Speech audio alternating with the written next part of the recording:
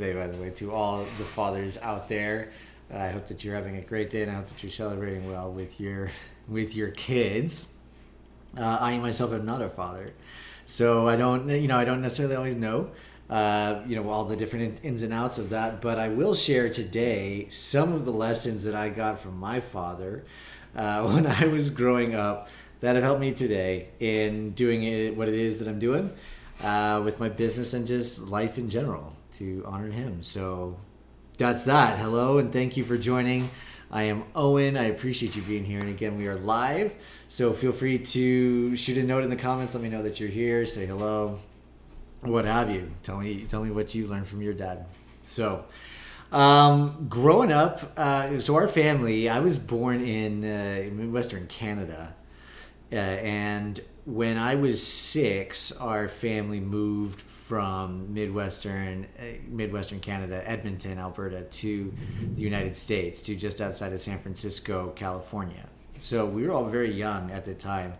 I was 6, my sister was 3, and my mom and my dad were in their 30s, in their early mid 30s at the time. And it's something that, we moved when I was so young that it just sort of seemed like it was a natural thing that happened. That, of course, we just picked up and we moved and we just started a new life. And I come to have a real, and a greater appreciation later in life for what my parents did, what my father did in moving us to a brand new country in their mid-30s. Like, think about that. That's just a little younger than I am right now, and maybe that's how old you are, or maybe a little older. But think about it.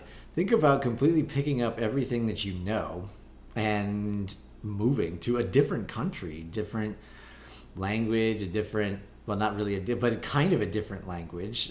There are some key differences, but just a different way of life. Like, that's a lot. That's a lot to do. So a lot of the opportunities that I've had in my life I've certainly had because, my father took that risk and that jump, and my mother and our family, and I'm really grateful for that. So I appreciate what my father did. And certainly on the other side of things, there are many fathers out there who don't respond very well when their son tells them that he is gay. And there are a lot of fathers out there who don't speak with their kids because they are gay. And I am very grateful that I have a very loving father who supports me no matter what, and we have a great relationship. So, I'm really grateful, and I just won the lottery with my dad, and I certainly appreciate everything that he does. So I'm going to share with you some lessons that he's taught me over the years that have helped me along the way, and maybe will help you as well. So the first one is, if you can't find something, look for it where you don't expect it to be.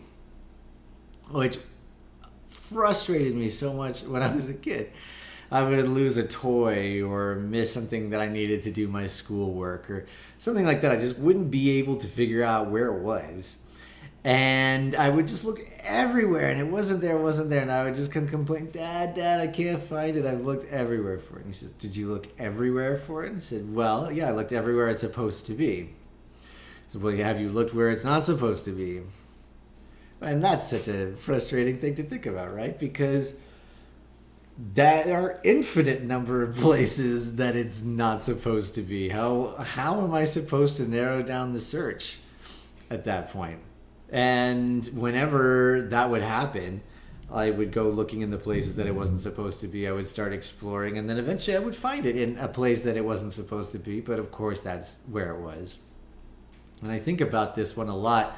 Like today, even just when we think about looking for things where they're supposed to be, this really means routines. It means a lot of routine, a lot of just expecting that things sort of are just going to keep being where they were, or it means also in many ways closing your mind. It means if you expect that your food is always going to come from the same place, then that closes a lot of options. If you expect that your money is always going to come from the same place, then that closes a lot of options.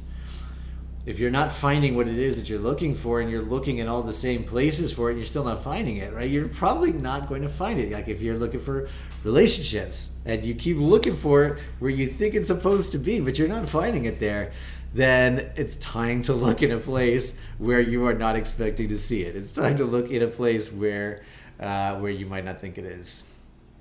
All right, so that's the first lesson that I really take with me is if you're not finding what it is that you want or you're looking for, then stop looking for it where you think it's supposed to be and start looking where it's not supposed to be. All right. The next one I'll share is he's not dead. He is very good with tools. And he was always big about using the right tool for the right job. And there would be so many times that, like when I was younger, we'd be building something together and I would just get out, I needed to hammer something in, maybe that I just get something else and just start swinging at it or trying to pry something open with the tool wasn't meant for. And it was very clear, no, use the right tool for the right job. Make sure that you've got the right tools and don't, try to break things out of their purpose, because then it can break things. And things go much easier when you use the right tool for the right job. And this comes up for me all the time. There are so many times that I will try to take, again, maybe in the vein of looking for things where they're supposed to be, I will take various tools that I've already got, or I won't want to research a new one or go get a new one, or I have some kind of attachment to the tools that I'm currently using, and I'll try to shoehorn them in to do something else that they're really not intended to do. And I can build a whole system like this. In fact, I actually just recently did this. I was using that with a dining room table. I used to work off a dining room table, and it was so bad, for my shoulder. I started having some shoulder problems with that. And it's not the tool that it was intended for. So use the right tool for the right job.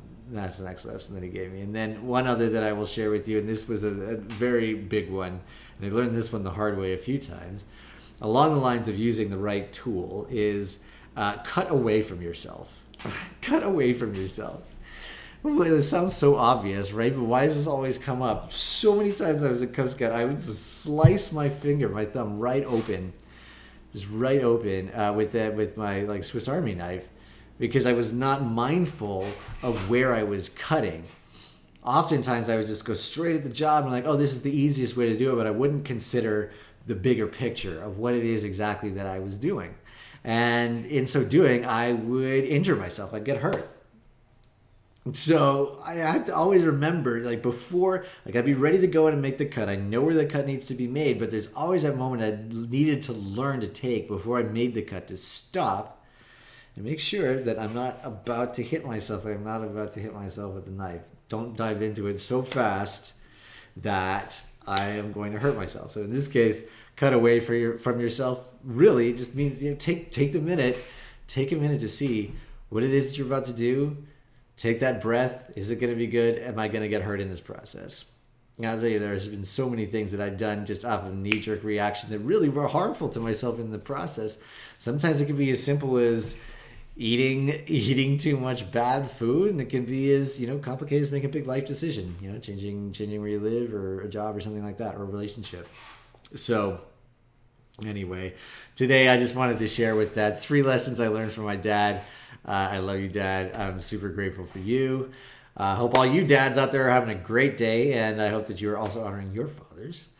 And just to note that this week, there is some big, exciting stuff coming up. I've got some more details for you on this 30-day challenge. We have a new one coming up. Some people have been going through it and just absolutely loving it. So I'm going to send you more details about that.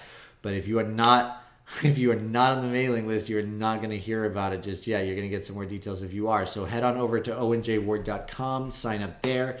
I'll also send you a free copy of my ebook, How to Unlock and Unleash Your Superpower. It is your guide to go from scarcity to abundance. So go to owenjward.com right now, sign up and download that, and you'll get the more details. All right? So happy Father's Day. Thank you for being here, and I will talk to you tomorrow.